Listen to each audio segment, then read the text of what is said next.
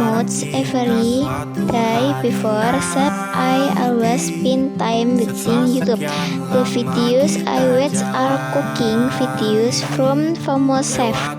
I love to cook and explore new flavors using my own sense of taste.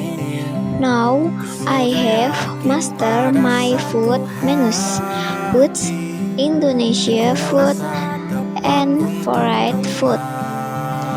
My family is very supportive of my hobby because they think it is a positive thing and they like what I cook.